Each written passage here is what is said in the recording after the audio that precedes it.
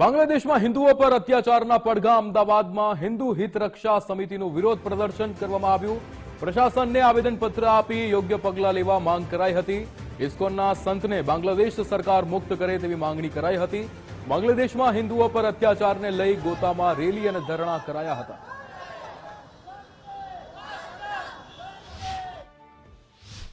અમે વિનંતી કરીએ છીએ કે અમારી માગણી છે એ બાંગ્લાદેશ સરકાર સુધી યોગ્ય સત્તાધિકારી મારફત પહોંચાડો।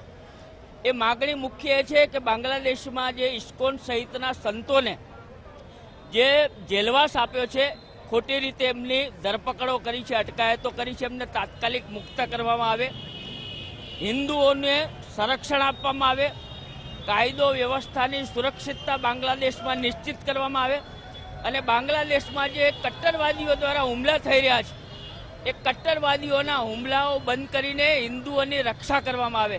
એટલી મુખ્ય માગણીઓ સાથે સમગ્ર ગુજરાતમાં સમગ્ર દેશમાં હિન્દુ હિત રક્ષા સમિતિ આ પ્રકારના કાર્યક્રમો કરી છે।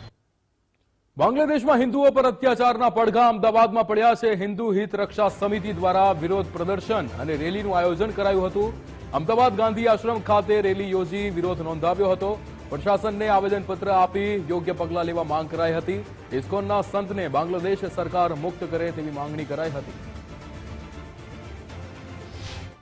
ભારત દેશમાં તો વિસ્તૃત છે, એનો વિશાળ છે, એટલે ઝડપથી કરી ના શકે, એટલે આ કટ્ટરવાદીઓની એક ચાલ છે અને આ બાંગ્લાદેશ તો નાનો દેશ છે એટલે એક એનો આશય બની રહ્યો છે કે એમાં હિન્દુઓ પહેલાં 20% હતા, અત્યારે 7% 8% જેટલા હિન્દુઓ બચ્યા છે, એને બી કતલેઆમ કરે અને ત્યાં ટીએડી નામનો એક કોડવર્ડ ચાલે છે એટલે કે ટીએમડી એટલે કે હિન્દુઓની કતલેઆમ કરો, આ દેશમાંથી કોઈ હિન્દુ બચવો ના જોઈએ, એની માટેનું આ ચાલે છે। એની માટે આજે અમદાવાદમાં રાષ્ટ્રીય સ્વયંસેવક સંઘ હિન્દુ હિત રક્ષક સમિતિ દ્વારા અમદાવાદમાં આજે 7 જગ્યાએ આવી રીતે ધરણાનો કાર્યક્રમ છે ને આવેદનપત્ર આપવાના છે અને અમારી માંગણી છે કે આ દેશમાં તાત્કાલિક કેન્દ્ર સરકાર પગલાં ભરી છે પણ મક્કમતાથી પગલાં ભરે અને જરૂર પડે તો બાંગ્લાદેશ જોડે આપણે જે વેપાર કરીએ છીએ વેપાર બી બંધ કરવો જોઈએ। બાંગ્લાદેશમાં મોટાભાગની વીજળી ભારતમાંથી જાય છે, તે બી બંધ કરવી જોઈએ। આપણે વીજળી આપવાની બંધ કરીશું તે લોકોને ખબર પડશે, એટલે એ અમારી આ માંગણી છે।